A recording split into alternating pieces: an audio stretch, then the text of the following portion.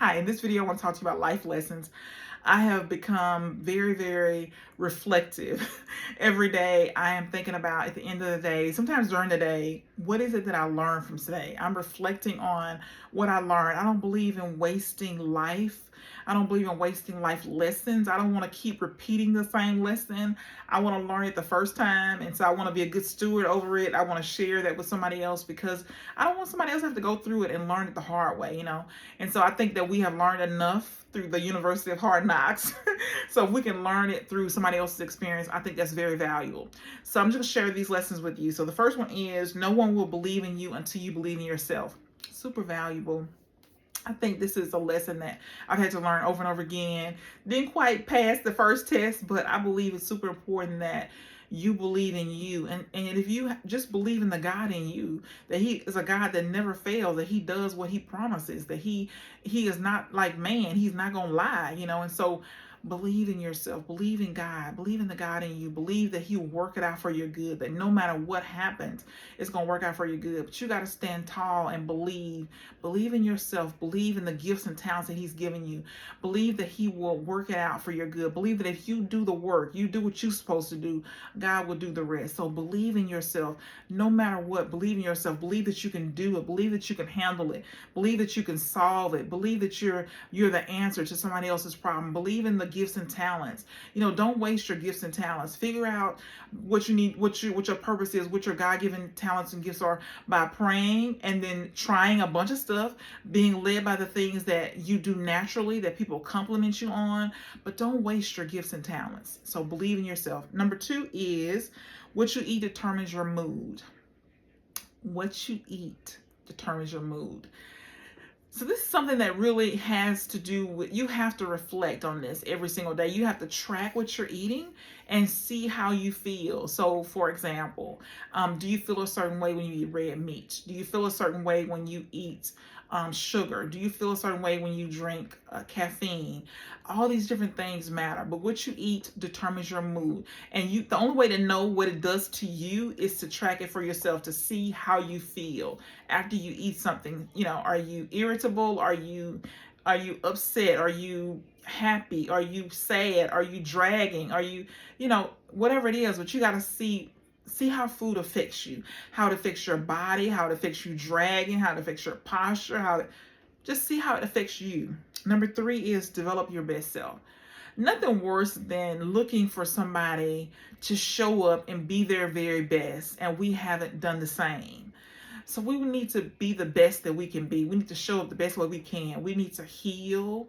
And whatever that looks like for you, if it's praying to God for healing you in your mind, body, and soul, if it's praying to God, reading the scripture and going to therapy, if it's journaling, just think about how you can develop your best self, and then work on having good habits and doing the right thing, having integrity and character. Just think about what it is for you that you need to do, the change that you need to make so that you can be your best self. And this is a work in progress too. I think it never ends. We can continue to get better and better and better and continue to grow, but we never stop growing. We never stop developing ourselves. We never get to perfect, right? So we have to keep moving forward.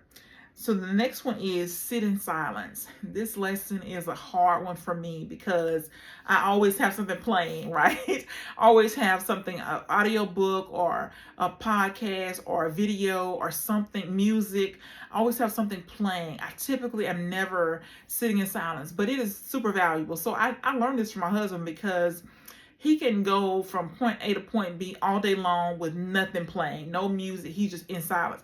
And I think it's valuable. I think it's valuable if you can do it, sitting still, but if you do it in your car, I think it's still valuable. There's a lot of things that come to us when we're silent. And I believe that God can't speak, or we can't hear. He can still speak. I think we can't hear God unless it's silent. If we have all these different distractions, all these different things that are playing in our ears and that we're watching, we cannot hear God. So sit in silence. And it might be like me, maybe it starts out 1 or 2 minutes, then 5 minutes till you can sit 10 minutes, or however long for you, but sit in silence is super, super valuable. We don't always have to have something going, playing in our ears and all that. So think about that. What can you do to, how much time can you devote to sitting in silence? Next one is take a day off. And so for me, the Sabbath is Sunday. And I believe there is value in taking, and I've been reading about this in Exodus about the value of the Sabbath. And it's right, it is obedience. This is what God requires of us. And so I believe that there is value in resting. I think that it's valuable to work 6 days.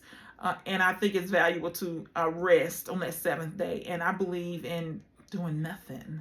Um, so think about resting. Think about, are you really resting? Because sometimes we're preparing for the week, running around, all these different things, but we haven't given ourselves complete rest one day of the week. And so whatever day that is for you, I do Sunday, but some people do Saturday. It's all different things. So just think about for you, what is one day you can commit to resting? And then pay attention to how you feel from that day of rest, complete rest.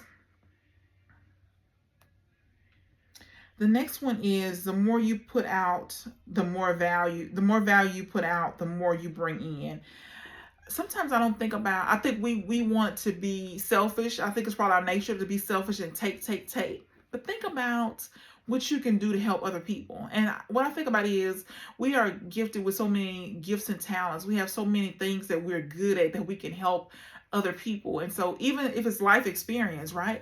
We've learned a lot of things that we can share that will help other people, that could cut off, years of them trying or experimenting, and save them, hundreds of thousands of dollars by just sharing our experience. So think about how you can add value, how you can help somebody else. Maybe it's mentoring, maybe it's coaching somebody, maybe it's doing a video, but it's sharing what you've learned, your experiences, your life lessons, things that can help other people. Maybe it's showing people how you do a thing that will be valuable to other people. But think about how you could add value to other people and then do it. The next one is my favorite, is trust yourself. Sometimes I believe that we put more trust in what somebody else says than what we do in our own selves. And I believe that we're gifted with intuition where we can know what to do if we're sitting still, listening to God. We can know what to do without having to 100% trust somebody else. But we need to trust ourselves. There's so much value in sitting still and trusting yourself. The next one is think about sitting down with problems and solutions. We're easy. We can easily say we have all these problems. We have these things that we can complain about. But there are a lot of solutions that we can implement right away. So think about the problems that you have in your life. Sitting down, thinking with a piece of paper, what are some of the solutions? What do you know you can do to solve those problems? So like I said, problem and solution, they go together, right? We can complain all day long, but there are solutions to these complaints. We can sit down with a piece of paper. I like to think on paper. I learned this from Earl Nightingale. Sit down with a piece of paper, put the problem at the top of the paper, and then write down 20 solutions, 30 solutions. There are things that we can do to make our lives better. It's easy to complain, right? It's easy to say, okay, I hate this, I don't like this.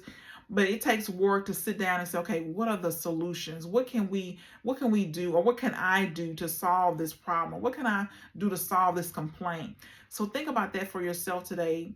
Problem and solutions, they go together. What are some solutions to the problems that I have? Sit down with a piece of paper and write down the solutions to your problems, and then start to implement what you know you need to do to solve them. What are those things that you need to do?